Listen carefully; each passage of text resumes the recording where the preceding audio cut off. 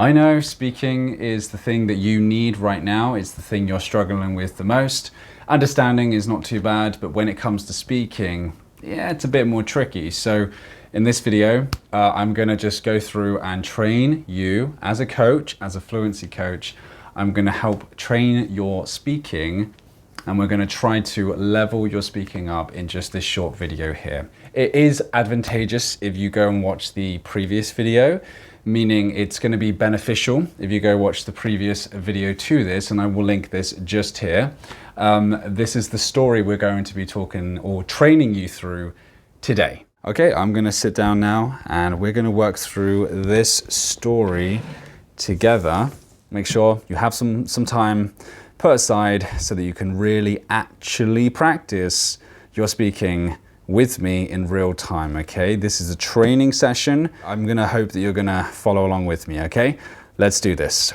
So we have back in the 1950s, okay? Back in the 1950s. Back in, bit of connected speech here. Don't worry about the terminology, what it means, just listen and then speak. Listen, speak. It's that simple. Back in the 1950s. Repeat. Let's move on. In Liverpool, that's okay, that one.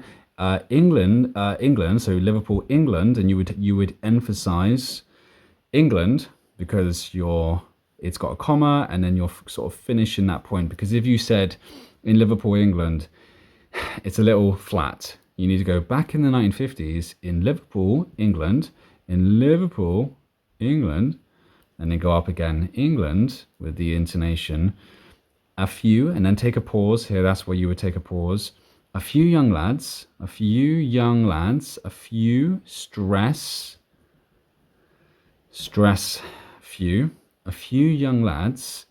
Repeat, let's go.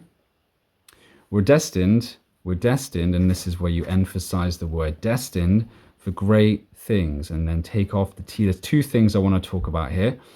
Great things. So take off the T. If you don't know what this means, it is essentially, it's called glottalization, one of the 7 pillars that I coach people with. So just take off the T, great, and just don't say it. Just go great. Take off the T. Easy. Just don't say that last t sound, all right? Great, yep, great things. And they're emphasized, great things, all right? But they didn't know it yet, okay? Cool, they didn't know it yet. But they didn't know it yet. A lot of swallowed words there, but they didn't know it yet. Know it yet, and then take off the T.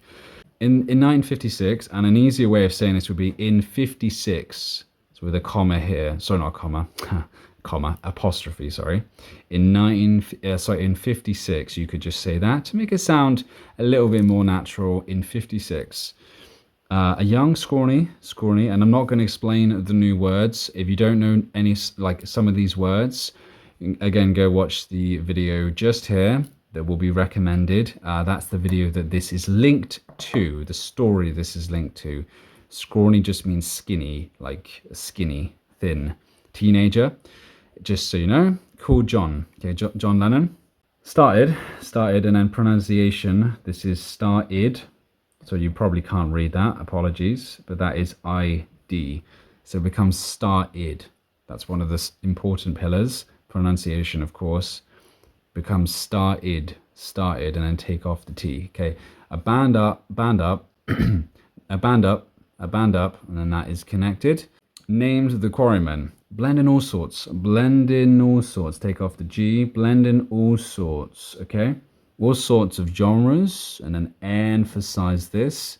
Genres like jazz, folk, and blues. And then once you see 3 items with commas, like a list of things, you always go like jazz, folk, and blues.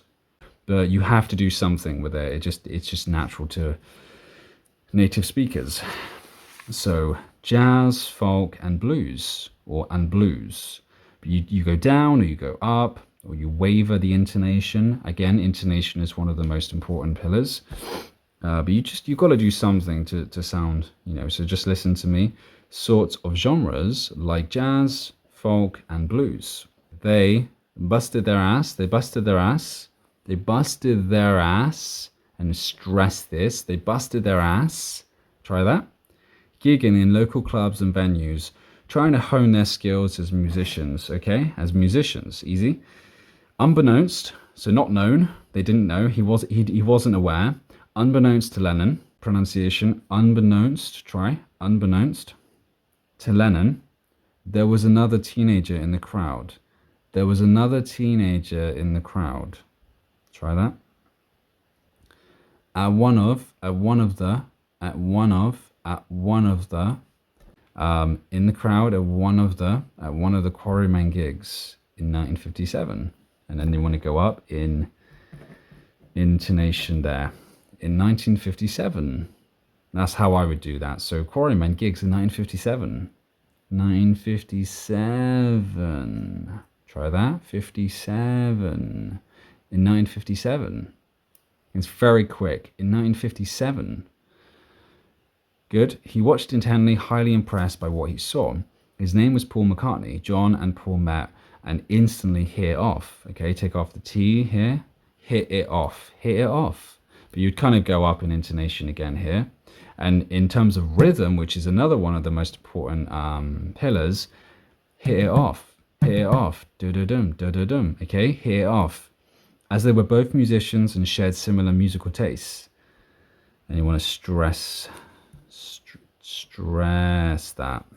John was really taken aback, okay, shocked, surprised, just so you know, that's what the word means. So just a little bonus lesson there for you. Taken aback, and you pronounce it taken aback. It's one word, it just becomes one word. Taken aback by McCartney's ability to play and tune his bass guitar. John knew without a shadow of a doubt Paul would be the perfect person for his band.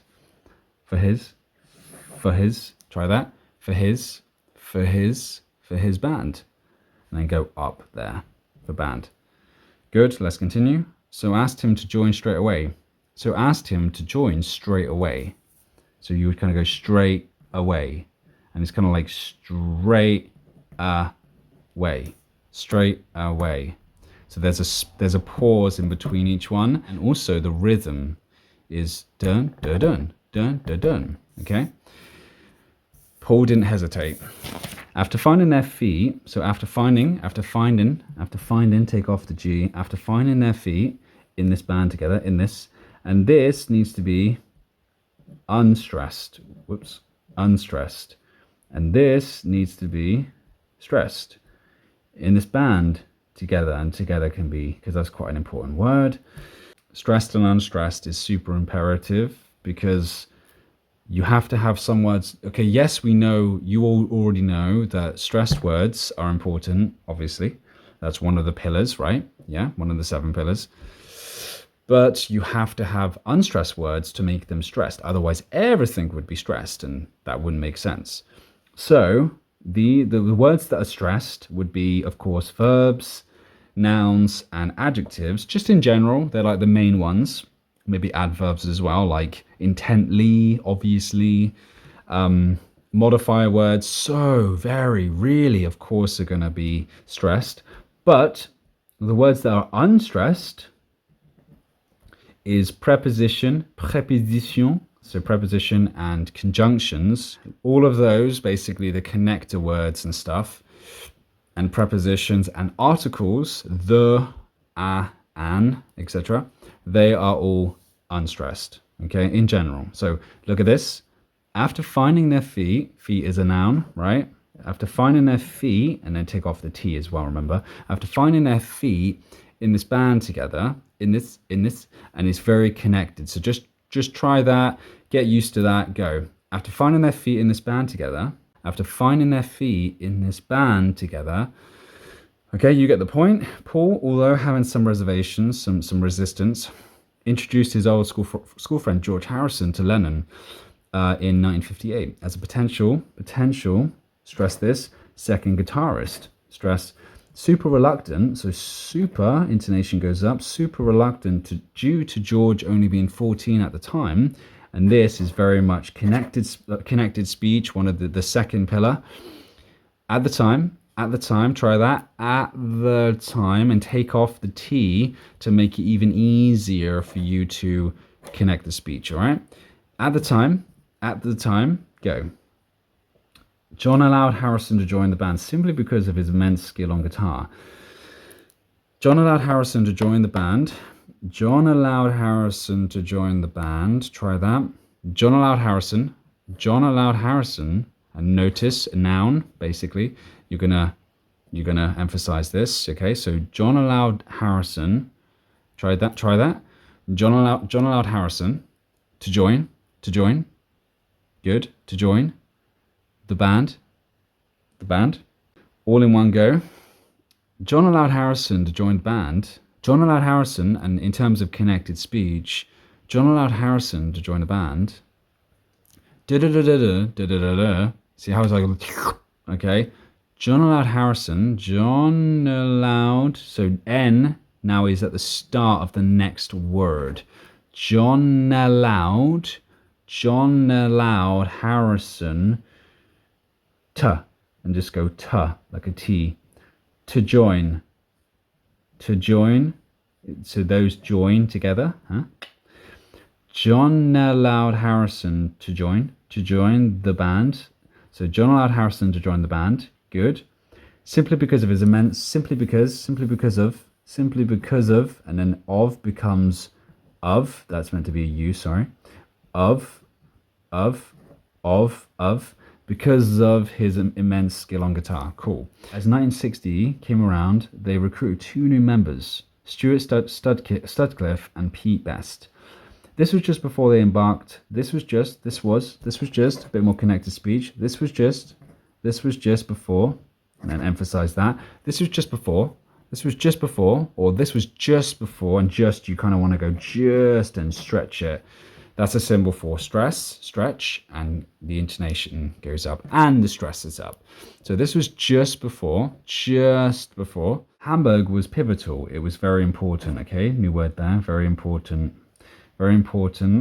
in shaping. So Hamburg was pivotal in shaping them.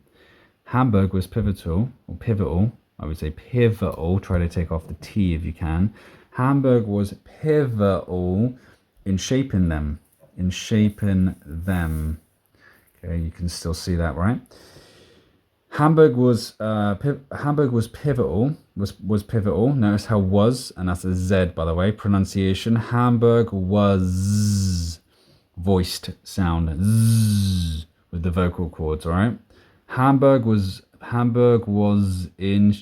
pivotal in shaping them. They performed at clubs like the Eindru Club and the Kaiserkeller, playing some grueling, some very painful, difficult gigs, okay? For hours,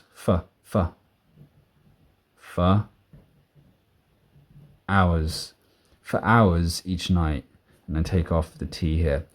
However, these early, now the Z moves to the next word. So, and remember it's a Z, not an S, so it looks like an S, the THESE, but it's a voiced sound, so you want to go zzz, zzz, vibrate. Just touch your vocal cords quickly and just listen or feel that you'll be vibrating your vocal cords. These early performances, so it's a zzz, Z, and then the Z moves to the early sound. So it's these early performances helped level up their skills as musicians and set the foundation for what was to come, okay? For what was to come. Again, Z, that's the pronunciation, was to come. The band name moved around a lot of this time. Again, remember this one, practice this. What was it? Excellent. At this time, same thing. Okay, cool. Going from the Quarrymen to the Johnny and the Moondogs to finally land in and take off the G, land in, that's gottalization, taking off letters. Landing on the famous iconic, that's a new word, hopefully there for you, potentially. Iconic name, we all know today, the Beatles, okay? In 1961, after returning, take off the G again, returning to Liverpool, the Beatles became regulars at the Cavern Club. They pulled in pulled in, and again. Have you seen a pattern here, guys? That's a D, just so you know, the letter D. If a word starts with a vowel, consonant, and then vowel. So pulled in, pulled, not pulled in, it's pulled in, all right? That's a huge one to practice. Just so you know, by the way, if you just go down below, there will be the PDF available with all of this. So you can print off paper right now. Yeah, just get your printer and you can print off and have the PDF on paper or on your computer, and you can go through all of these, and you can, everything that I've taught you and trained you today and coached you on, you can go through and start looking at all of them, taking the rules, and then start training and getting your muscle memory strong. Okay, so again, go down below in the first link in the description of this video, and you will have access to the PDF of this story, as well as a worksheet and the explanations to really help you, solidify not only the training from today, but also all of the new words like iconic, whatever, all of the other words that we have. A local record store, a local, it's just one word, a local record store owner named Brian Epstein found them out through word of mouth and local gigs. Okay, and you go up and local gigs. Being very insistent, persistent, insistent, pushy on becoming their band manager. Schwa, the schwa sound is here. So any word that ends with ER is the most common group of words where you can use the schwa sound. And what is the schwa sound? It is simply ah. It's like a soft ah sound. At least the most common schwa sound is an ah sound. So manager, sister, brother, father, brother, it's not brother, it's brother, manager, it's a soft ah. So it's like an ah sound. So just practice that. So SCHWA. Anyway, continuing on, let's go. Epstein cleaned up their image, persuading them to swap leather jackets for tailored suits and take off the D. It's adopt, and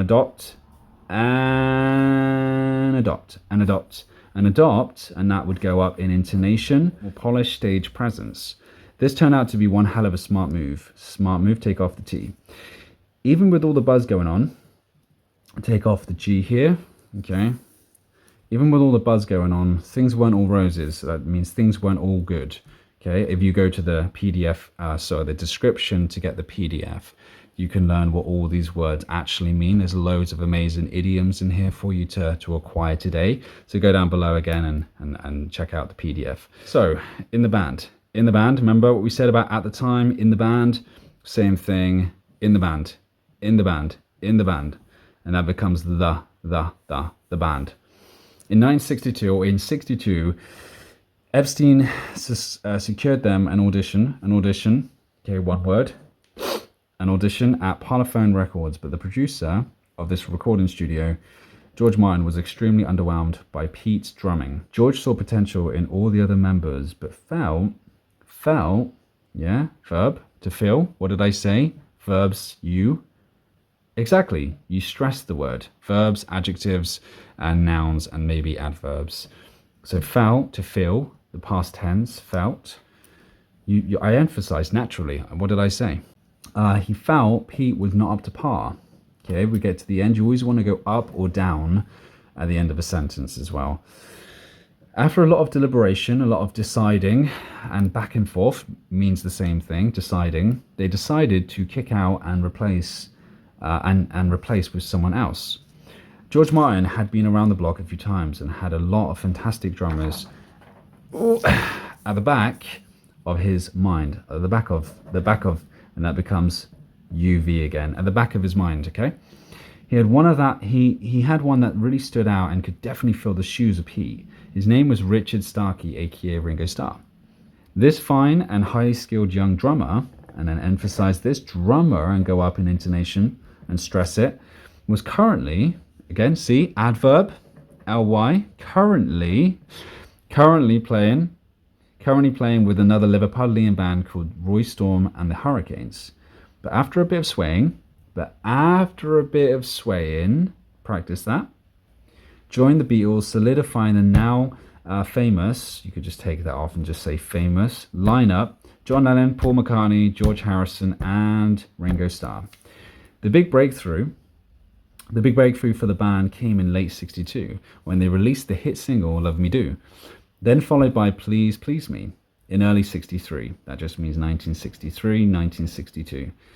These songs marked the start of the Beatlemania and their rise to global superstardom. What started as a group of teenagers experimenting with music turned into the most influential band in history. History. And it goes down. One more time. Repeat after me. What started as a group of teenagers experimenting with music turned into the most influential band in history. All right, well done, guys. That is that for now. Great job. Pretty good, but don't stop now. Keep this training going. How can you continue this going? By going to watch this video right here. It's more speaking practice and training for you. Take it from a fluency coach. If you do the work, you'll sound even more fluent in English. So go watch that. I'll see you in a sec.